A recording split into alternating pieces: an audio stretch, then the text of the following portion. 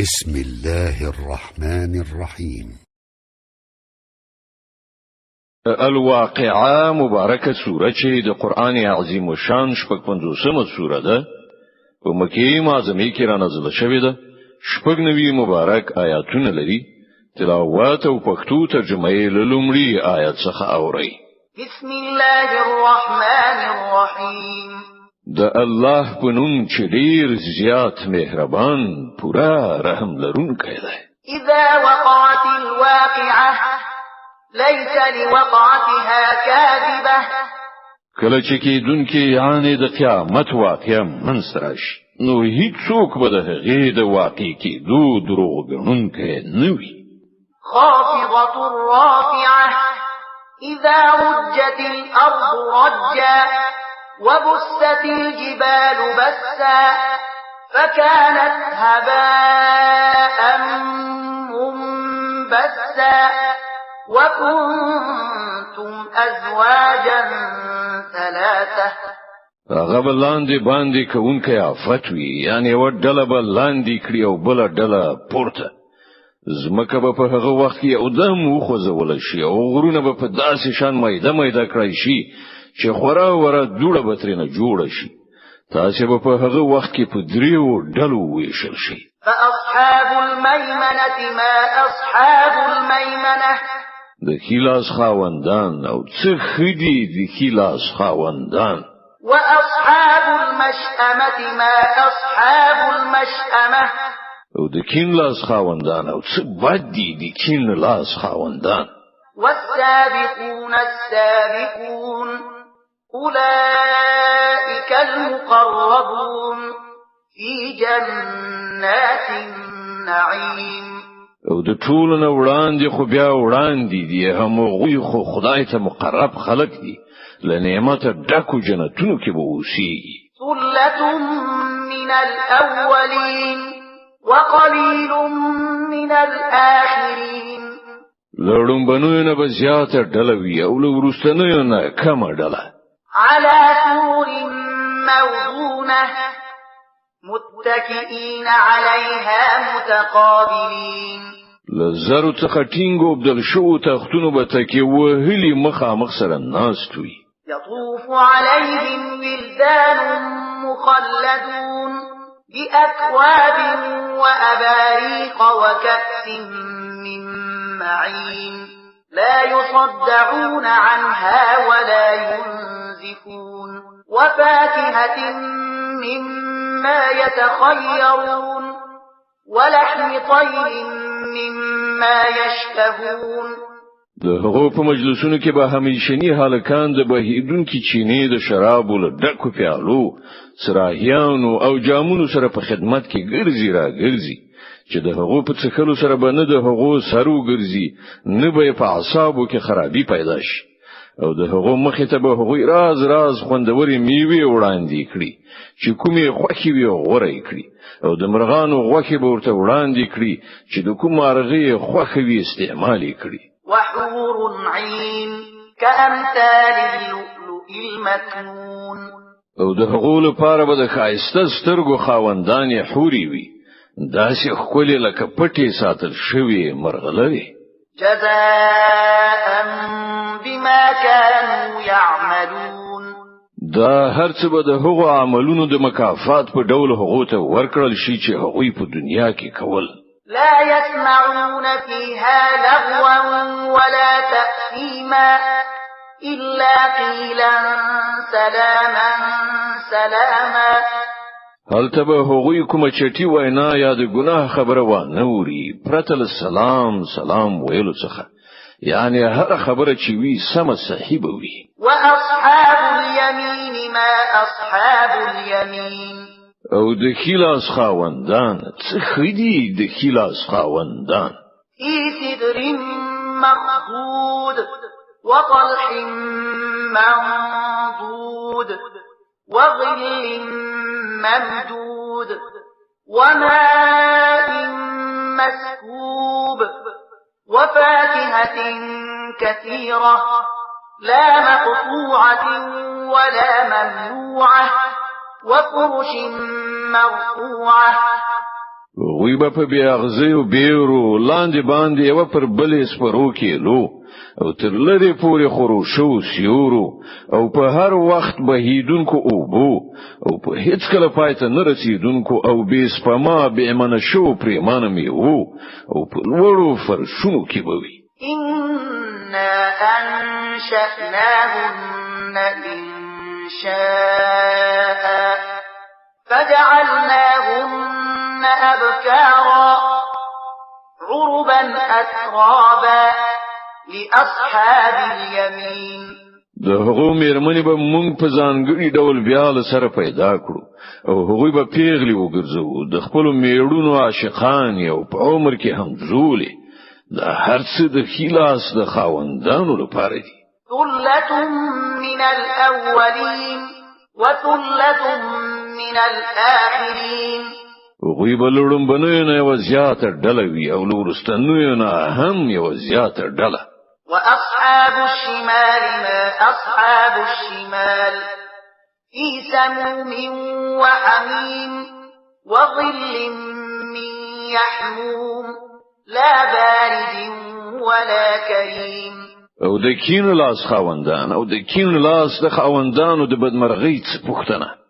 هغوی به د ګرم باد په تپونو او په خوټېدلو بو او د ډېر تور لوګي په سیوري کې وي چې نه به سوړ وي نه راحت رسونکی إنهم كانوا قبل ذلك مترفين وكانوا يصرون على الحنث العظيم دا به هغه کسان وی چې له دغه عاقبت سره لمخامخ کېدون مخکې په نعمتونو کې بسیا کړای شوی او پر ستره ګناه باندې ټینګار کاوه وكانوا يقولون أئذا متنا وكنا ترابا وعظاما أئنا لمبعوثون أو آباؤنا الأولون ویل به آیا کله چې مون خاوري شو او تشهدو کې شو نو بیا را پاتول شو او آیا زمون هغه پلرونه نیکونه به هم را پاتول شي چې مخکې تیر شوی دي قل إن الأولين والآخرين لمجموعون إلى ميقات يوم معلوم ای پیغمبره دوی ته وایي په باوري ډول مخکنی او روسنی ټول به یو ورځ رومرو راغون کړای شي چې د غینې ټاکل شوی ده ثم إنكم أيها الضالون المكذبون لآكلون من شجر من زقوم فمالئون منها البطون ای گمراهان او دروغ جنو تاسو د زقوم د ونی خواړه خورون کیي له مغینه به تاسو خېټه ډکون کیي فشاربون عليه من الحميم فشاربون شرب الهيم او پر هغه د پاسه به خوټېدلی او بود جلوهلی اوخ په څیر څخی هذا نزلهم يوم الدين دا د کین لاس د خاوندانو ملمستیا د قیامت په ورځ نحن خلقناكم فلولا تصدقون مونږ تاسو پیدا کړی نو ولی په دې حقیقت یقین نکوي أفرأيتم ما تمنون أأنتم تخلقونه أم نحن الخالقون تاسو کله غور وکړ دغه نطفه چې تاسو پر رحم کې غورځوي له هغې نه ماشوم تاسو جوړوي کده هغه جوړونکي مونږ یو نحن قدرنا بينكم الموت وما نحن بمسبوقين على أن نبدل أمثالكم وننشئكم فيما لا تعلمون مونږ ستاسو په منځ کې مرګ مقدر یعنی ټاکلای دی او مونږ له دینه به وسی نه یو چې ستاسو بڼه بدلی کړو او په داسې او بڼه کې مو پیدا کړو چې تاسو پر نه پوهیږئ ولقد علمتم النشأة الأولى فلولا تذكرون تاسو خو په خپل لومړني پیدایښت باندې پوهیږئ نو ولې پن اخلئ أفرأيتم ما تحرثون أأنتم تزرعونه أم نحن الزارعون آیا تاسو کله غور کړی دی دغه تخم چې تاسو کړی له دغونه کوختونه تاسو راځرغونه وي او که د هغو زرغونه ونکي مو یو لو نشاء لجعلناه حطاما فظلتم تفكهون إنا لمغرمون بل نحن محرومون. که موږ وغواړو نو دغه کښتونه به بوس وګرځو او تاسو به د راز خبرو جوړونکي شئ چې پر موږ باندې خو برعکس تاوان راغی بلکې زمون خو بیخي نصیب خوا شوی دی. أفرأيتم الماء الذي تشربون أأنتم أنزلتموه من المزن أم نحن المنزلون. تاسو کله په غړېدلو سترګو کتلې دي دغه اوبو چې تاسو څخه د تاسو له ورېزو نه راوړولې دي یا د دې ورونکي مونږ یو. لو نشاء جعلناه أجاجا فلولا تشكرون. که مونږ وغواړو نو دا به سختي تروي کړو نو ولې شکر نه باسئ. أفرأيتم النار التي تورون أأنتم أنشأتم شجرتها أم نحن المنشئون. کله مو دا فکر کړی دی دغه اور چې تاسو بلوي د دې ونه تاسو پیدا کړی ده او که د هغې پیدا کوونکي مونږ یو.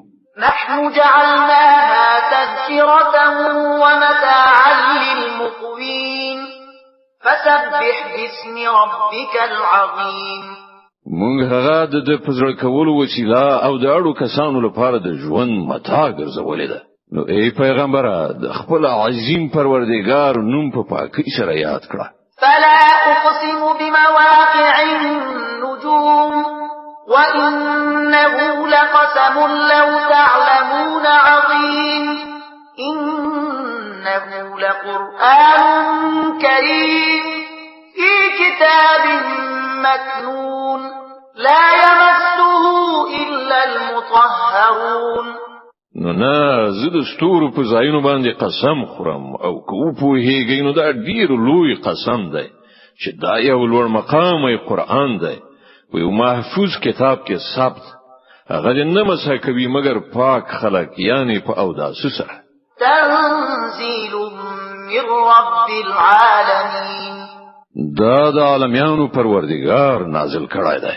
أفبهذا الحديث أنتم مدهنون وتجعلون رزقكم أنكم تكذبون.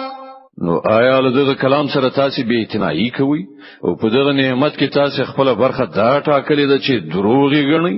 فلولا إذا بلغت الحلقوم وأنتم حينئذ تنظرون ونحن أقرب إليه منكم ولكن لا تبصرون.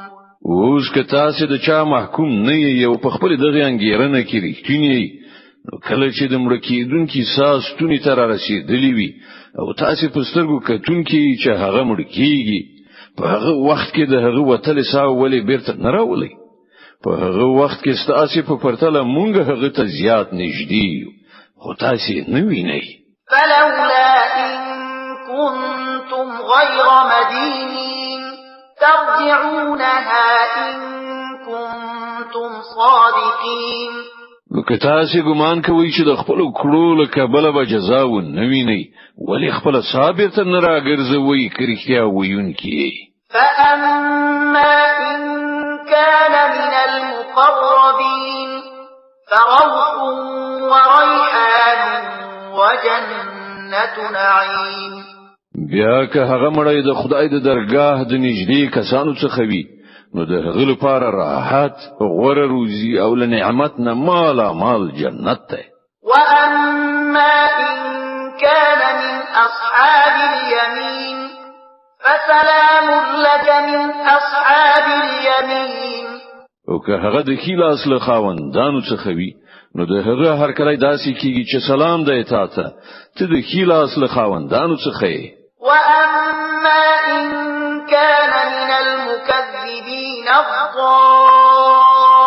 الضالين فنزل من حميم وتصلية جحيم إن هذا لهو حق اليقين فسبح باسم ربك العظيم.